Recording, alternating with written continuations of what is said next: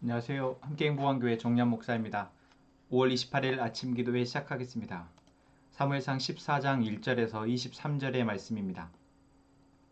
하루는 사울의 아들 요나단이 자기의 무기를 든 젊은 병사에게 말하였다. 우리가 저 건너편에 있는 블레셋 군대의 전처 부대로 건너가자. 그러나 요나단은 이 일을 자기의 아버지에게는 알리지 않았다. 사울은 그때에 기브에서 그리 멀지 않은 미그론에 있는 석류나무 아래에 머물러 있었다. 사울을 따라 나선 군인들은 그 수가 약 600명쯤 되었다. 아이야가 에봇을 입고 제사장 일을 맡고 있었는데 그는 바로 이가봇의 형제이다. 아이야의 아버지는 아이두비고 할아버지는 비느하스이고 그 윗대는 실로에서 주님을 모시던 제사장 엘리이다. 그들 가운데 아무도 요나단이 떠난 것을 알지 못하였다. 요나단이 블레셋 군대의 전초부대로 들어가려면 꼭 지나야 하는 길목이 있었는데 거기에는 양쪽으로 험한 바위가 있었다. 한쪽 바위의 이름은 보세스이고 다른 한쪽 바위의 이름은 세네이다. 바위 하나는 북쪽에서 거대한 기둥처럼 치솟아올라 믹마스를 바라보고 있었고 다른 하나는 남쪽에서 치솟아올라 게발을 바라보고 있었다. 요나단이 무기를 든 젊은 병사에게 말하였다. 저 할례받지 않은 이방인의 전초부대로 건너가자. 주님께서 도와주시면 승리를 거둘 수도 있다. 주님께서 허락하시는 승리는 군대의 수가 많고 적음에 달려있지 않다. 그의 무기를 든 병사가 대답하였다. 무엇이든 하시고자 하는 대로 하십시오. 무엇을 하시든지 그대로 따르겠습니다. 요나단이 말하였다. 우리가 저 사람들에게로 건너가서 그들에게 우리를 드러내 보이자. 그때 그들이 우리에게 꼼짝 말고 서서 자기들이 올라올 때까지 기다리라고 하면 우리는 올라가지 않고 있던 그 자리에 그대로 선다. 그러나 그들이 우리를 자기들에게로 올라오라고 하면 우리는 올라간다. 이것을 주님께서 그들을 우리에게 넘겨주셨다는 징조로 알자. 그 두 사람이 블레셋 사람의 전처부대에게 자기들을 드러내 보이니 블레셋 군인들이 소리쳤다. 저기 보아라. 히브리 사람들이 그 숨어있는 굴에서 나온다. 전처부대의 군인들이 요나단과 그의 무기를 든 병사에게 소리쳤다. 이리로 올라오너라. 너희에게 보여줄 것이 있다. 요나단이 자기의 무기를 든 병사를 돌아보며 말하였다. 너는 나를 따라 올라오너라. 주님께서 그들을 이스라엘 손에 넘겨주셨다. 요나단이 손과 발로 기어 올라갔고 그의 무기를 든 병사도 그 뒤를 따라 올라갔다. 요나단이 블레셋 군인들을 쳐서 쓰러뜨렸고 그의 무기를 든 병사도 그 뒤를 따라가면서 닥치는 대로 쳐 죽였다. 이렇게 요나단이 자기의 무기를 든 병사와 함께 겨릿소 한 쌍이 반나절에 갈아엎을 만한 등판에서 처음으로 쳐 죽인 사람은 20명쯤 되었다. 이때 블레셋 군인들은 진 안에 있는 군인들이나 싸움터에 있는 군인들이나 전초부대의 군인들이나 특공대의 군인들이나 모두가 공포에 떨고 있었다. 땅마저 흔들렸다. 하나님이 보내신 크나큰 공포가 그들을 휘감았다. 베냐민 지역의 기브아에서 망을 보는 사울의 파속군들이 건너다 보니 수많은 블레셋 군인들이 아우성을 치며 이리저리 몰려다니고 있었다. 그러자 사울이 자기와 함께 있는 군인들에게 명령하였다. 우리가 가운데서 누가 빠져나가는지 조사하여 밝혀내어라. 사람들이 조사하여 보니 요나단과 그의 무기를 드는 병사가 없었다. 그러자 사울은 아이야에게 하나님의 궤를 가지고 오라고 말하였다. 그때에는 하나님의 궤가 이스라엘 자손과 함께 있었다. 사울이 제사장에게 말을 하고 있는 동안에 블레셋 진영에서 일어난 아우성 소리가 점점 더 크게 들려왔다. 그래서 사울은 제사장에게 궤를 가지고 오지 말라고 하였다. 사울과 그를 따르는 온 백성이 함께 함성을 지르며 싸움터로 달려가 보니 블레셋 군인들이 칼을 뽑아들고 저희끼리 서로 정신없이 쳐 죽이고 있었다. 블레셋 사람들 편을 들어 싸움터에까지 나왔던 히브리 사람들도 이제는 돌이켜서 사울과 요나단이 지휘하는 이스라엘 편이 되었다. 또 전에 에브라임 산간 지방으로 들어가 숨었던 이스라엘 사람들도 블레셋 사람들이 지고 달아난다는 소식을 듣고 모두 뛰어나와 블레셋 군인들을 뒤쫓으며 싸웠다. 그날 주님께서 이렇게 이스라엘을 구원하셨다. 전쟁은 베다인 너머에까지 번졌다. 아멘. 오늘 사무엘상 14장의 상황은 블레셋과 이스라엘이 서로 지금 대치 중인 상황이고 그 대치 중일 때 사무엘 선지자가 사울 왕의 하나님의 불순종함을 인해서 그 이스라엘 진영을 떠나버린 상황입니다. 사무엘이 떠나버리자 이스라엘 사람들이 더 두려워하면서 이제 모여있던 사울에게서 다 떠나버립니다. 그리고 600여 명 정도의 병사들만 남아 있는 상황입니다. 3,000명의 군사가, 아니 이제 더 모집을 해서 더 많은 군사가 있어도 이길 수 없는 전쟁이었는데 이제 그마저도 다 떠나버리고 600명밖에 남지 않은 이 상황에서 이스라엘에게 소망이 있었을까요? 없었습니다. 하나님의 선지자인 사무엘도 떠났고 무기는 없지만 그래도 모여들었던 병사들마다 떠난 이 상황, 이 상황에 어떻게 승리가 있을 수 있겠습니까?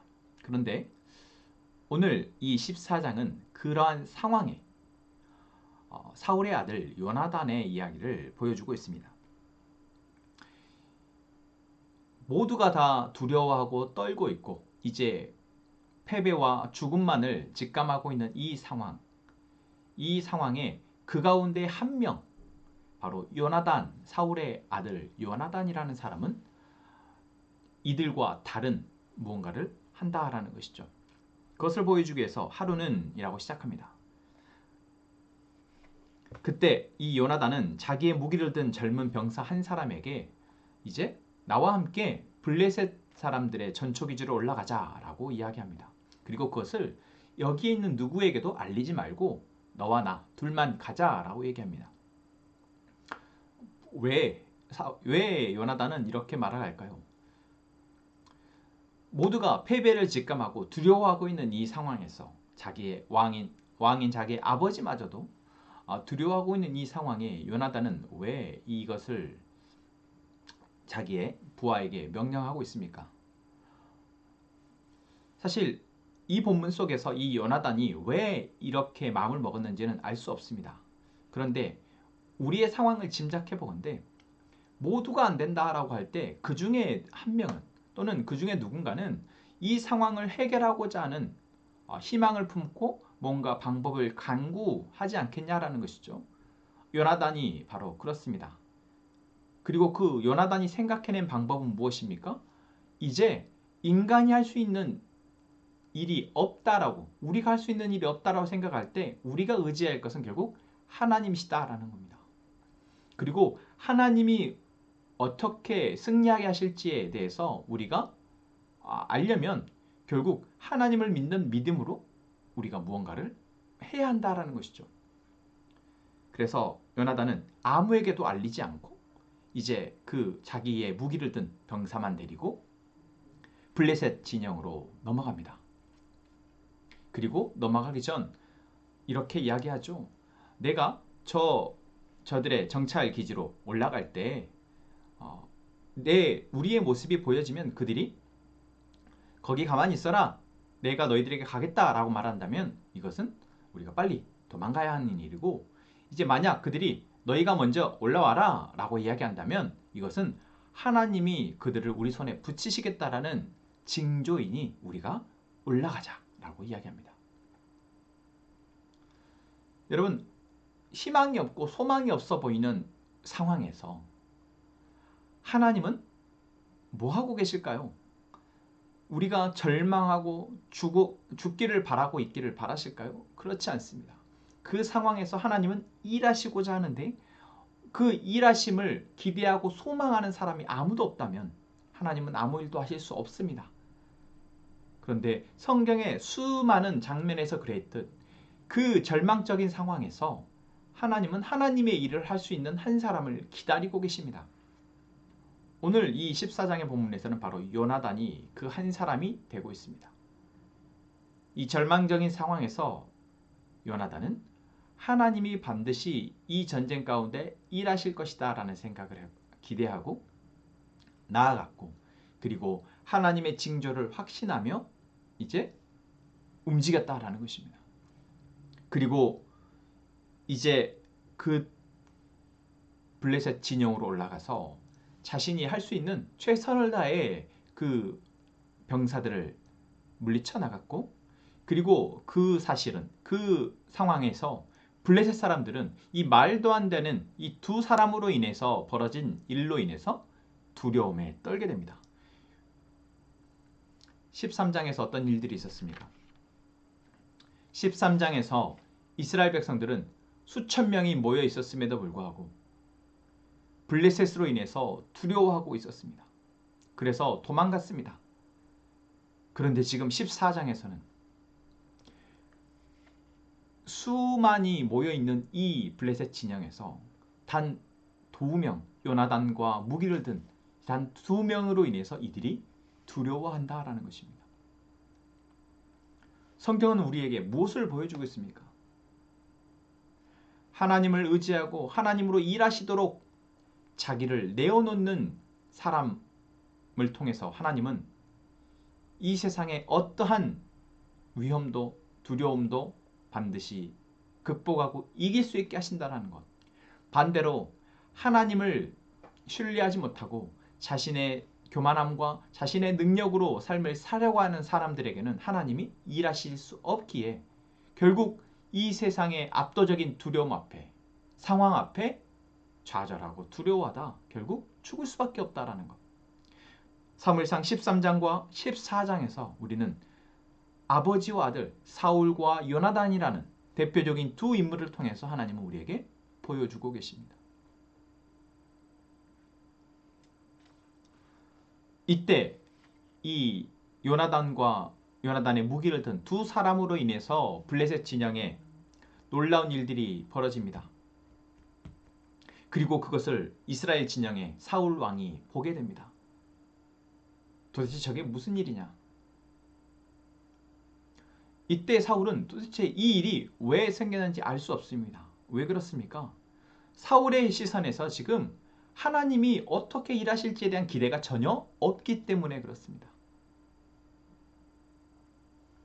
사울은 이제 블레셋 진영에 일어나는 이 상황에 대해서 뭔가 해보기 위해서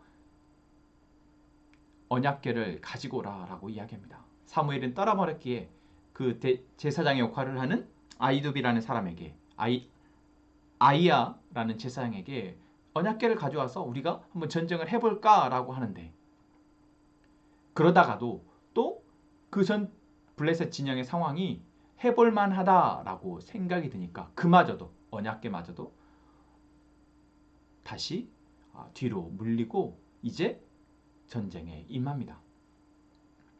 여러분 이 사울의 모습에서 우리는 수없이 하나님이라는 존재를 의지하려 하면서도 또 조금만 마음의 여유가 생기면 그 하나님을 내려놓는 어리석은 우리의 신앙의 모습을 보게 됩니다. 여러분 오늘 요나단과 이 사울 왕의 모습 속에서 우리는 우리의 모습을 조명해 보기를 원합니다. 우리는 지금 내가 처한 이 상황에서 하나님을 온전히 바라고 기대하고 있는가? 그리고 그 하나님이 일하심에 대해서 말씀을 통해서 확인하고 확신하며 이제 담대하게 맞서 나아가고 있는가? 아니면 여전히 내가 할 수 있는 일들을 해내가면서 그리고 할 수 없는 일에서 원망하고 불평하며 그저 기회만 엿보고 있지는 않는가? 여러분 하나님의 백성은 하나님이 이끌어 가시고 보게 하시고 품게 하신 그 마음을 가지고 그 뜻과 목적을 위해서 살아가는 자들입니다. 성경은 우리에게 계속해서 우리 그 길을 가라고 권면하고 있습니다.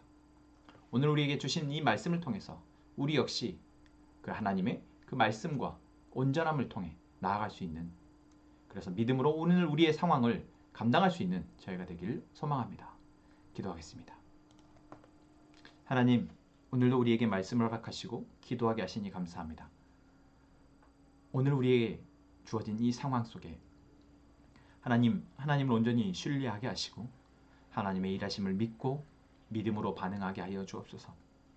요나단과 같이 아무도 할 수 없다라고 여길 때 그렇게 하나님이 하실 수 있다 믿고 하나님의 일하심을 온전히 신뢰하며 믿음으로 살아가게 하여 주옵소서. 우리 함께 행복한 공동체에 속해 있는 모든 가정들이 하나님의 약속의 말씀으로 풍성한 삶을 누리게 하여 주옵소서. 그리고 그것이 더 나아가 우리의 형제와 가족들과 이웃에게 우리의 주변까지도 아름답게 변화시키는 힘이 되게 하여 주옵소서. 현태 형제와 아내 박사명 자매 그리고 지훈이 가족을 위해서 기도합니다. 하나님, 이 가족의 주인이 하나님이심을 온전히 고백하게 하시며 이제 그 안에서 하나님의 안정과 또한 행복을 누리게 하여 주옵소서. 하나님, 우리 가족들이 기도합니다.